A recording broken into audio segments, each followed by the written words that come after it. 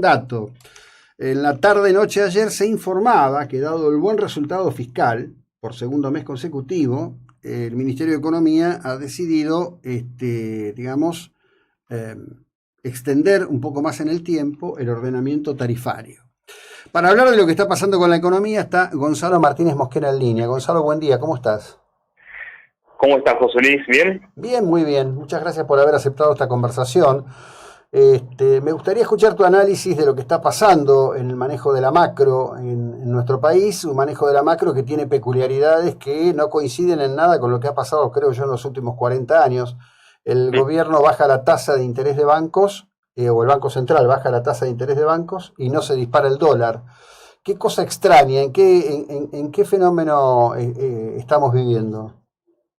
Sí, mira, a ver, si uno quiere resumir el estado de la economía y el plan de Milei, te diría que en el plano micro está tratando de llevar adelante muchas reformas de productividad que hagan que la economía argentina sea más productiva, elimine ineficiencias, y en lo que es la macro, te diría que hay dos títulos. Uno es tratar de eliminar el déficit y que el gobierno nacional tenga un superávit. Y por otro lado, esta sorpresa que fue que en diciembre el gobierno apenas había arrancado, bajó la tasa de interés de política monetaria de 133% a 100%, y la semana pasada, también de manera sorpresiva, bajó la tasa de interés de 100 a 80%. ¿Cómo repercute en la vida de la gente estos dos títulos de la macro?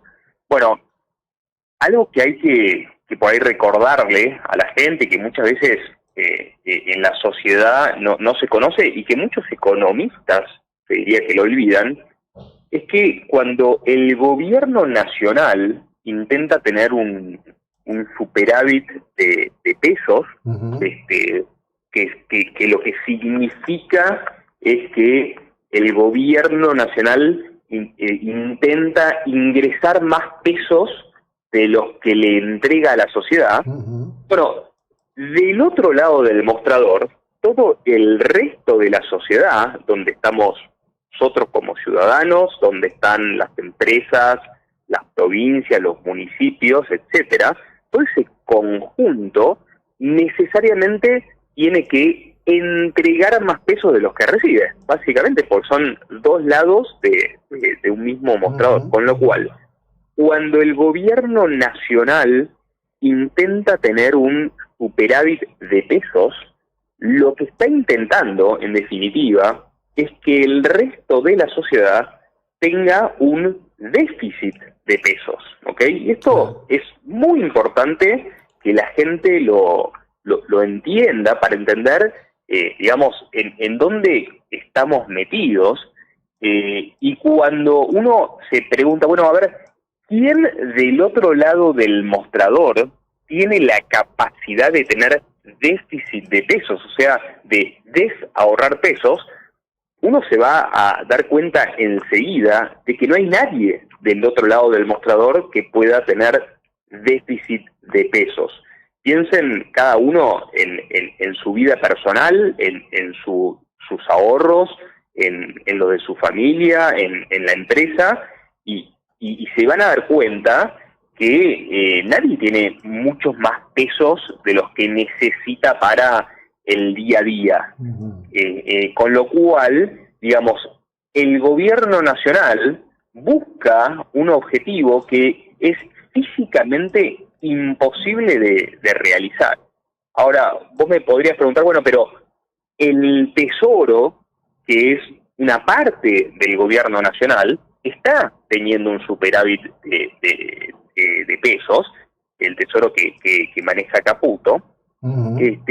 Y la razón por la cual el gobierno nacional, el Tesoro puede tener un superávit, es que hay otra parte del gobierno nacional, que es el Banco Central, que está haciendo el trabajo de tener déficit de pesos. O sea, el que está emitiendo los pesos hoy para que para que el Tesoro pueda tener superávit es el Banco Central, por ejemplo, cuando compra dólares o cuando, por ejemplo, paga intereses sobre su deuda remunerada.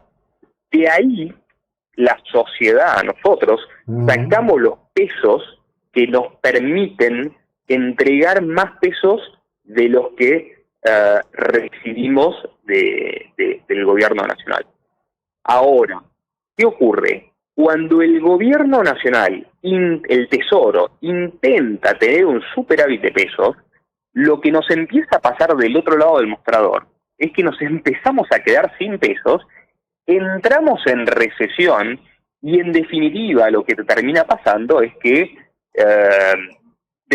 baja la recaudación impositiva y el gobierno al final de la película se va a enterar que tiene déficit por las malas.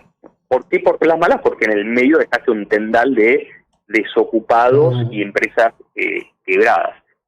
Hace un par de meses un colega tuyo me entrevistaba en una radio, en televisión, perdón, y yo le decía, este plan de Milei lo que va a generar es un muy fuerte conflicto entre el gobierno nacional y las provincias.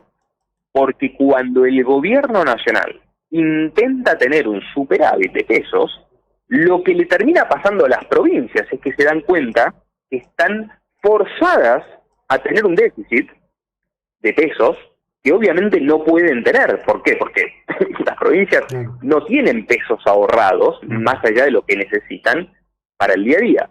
Y ahí empiezan los conflictos con La Rioja, que amaga con emitir una cuasimoneda, los conflictos con Kicillof, que digamos aumenta fuertemente los impuestos y el gobierno nacional llama a una rebelión fiscal. A ver, en todas las provincias seguramente hay gastos ineficientes que se pueden mejorar y que se pueden achicar. Eso estoy totalmente de acuerdo. Ahora, por más que ajusten lo que ajusten, la realidad es que lo que no pueden hacer las provincias es tener déficit, digamos. Entonces, este plan del gobierno no tiene patas muy cortas, porque eventualmente se va a dar cuenta que del otro lado del mostrador no tienen esa capacidad de entregar pesos que implica el plan del gobierno de tener superávit de pesos. Y repito, hoy en día podés tenerlo porque el Banco Central le está entregando pesos a la sociedad a través de la compra de dólares y a través de el pago de la tasa de interés.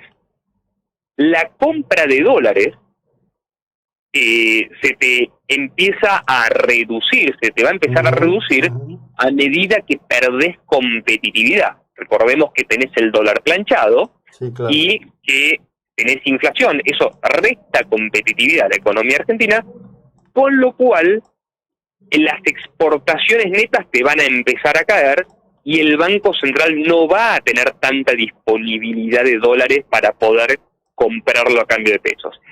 Y aparte, el gobierno nacional está bajando la tasa de interés, lo cual, por otro lado, resta pesos a la sociedad para pagar los impuestos. Digamos, la tasa de interés esa que paga el gobierno nacional a través del Banco Central son pesos que recibe la sociedad y que puede usarlos para pagar impuestos. Con lo cual, digamos, yo estoy esperando que siga este proceso recesivo mientras el gobierno nacional insista con eliminar su déficit y que eventualmente, digamos, ese proceso recesivo reduzca fuertemente la recaudación, cosa que ya está pasando, y el gobierno nacional se vea forzado a tener un déficit. Y si tengo un minuto, me gustaría comentarte sobre la tasa de interés. Sí, claro, por supuesto, que era algo como núcleo de esto, ¿no? Sí, Decime.